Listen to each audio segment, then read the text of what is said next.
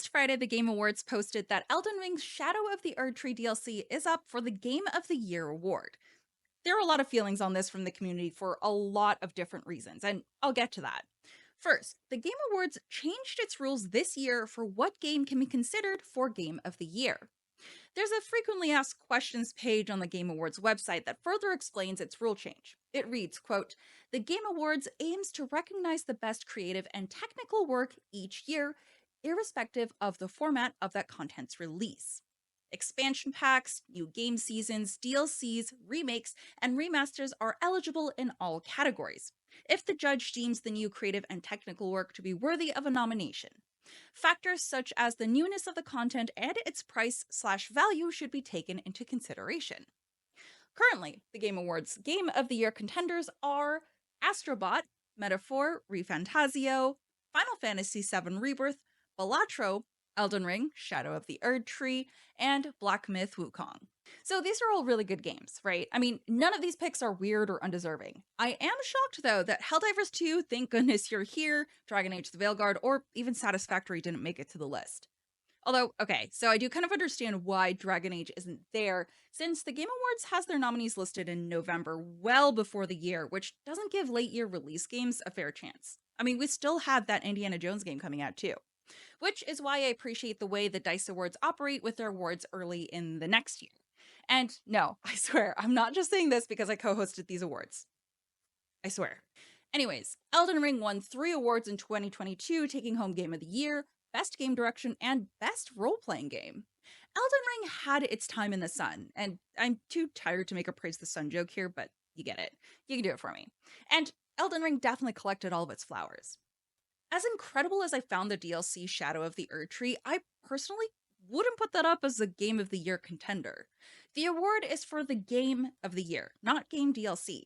Now, if we're doing expansions and DLC as a separate award, I'm all for pushing Shadow of the Erdtree being on that list. The problem with this amending of including expansions and DLC to the Game of the Year award is that now you need to define what the parameters of the expansions are. There are a plethora of live service games now that consistently output more new downloadable content with scheduled monthly updates that could be counted as such expansions. We could look at games like Call of Duty, Apex Legends, Fortnite, even as games that consistently output new downloadable content that could now be considered for a Game of the Year award. I know these aren't your typical DLC packs that most people even qualify or associate with DLC, but they still are. So, according to dictionary.com, DLC is defined as downloadable content, additional content that can be purchased online and added on to a video game as to enhance its feature.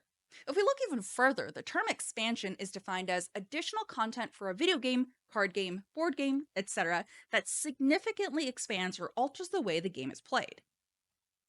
Correct me if I'm wrong, but that sounds an awful lot like seasonal updates these live service games deliver every, 45 to 60 days a season, doesn't it? With the map and weapon changes and new limited time modes or even permanent game modes being added consistently. The current categorization and definition for the Game of the Year, according to the TGA website, is stated as recognizing a game that delivers the absolute best experience across all creative and technical fields. A game, not a game or any of its parts. Wording is important, and we do know that there is the FAQ page where they did go into detail, so why isn't that added here? I understand that maybe it's for brevity, but still, people will get confused. Also, if I remember correctly, isn't there a game award category that encompasses ongoing supported games? What was it? Oh, right. It's literally called Best Ongoing, defined as awarded to a game for outstanding development of ongoing content that involves the player experience over time. If we want to change the rules on awards, I'd argue it needs to make sense for the category we're amending.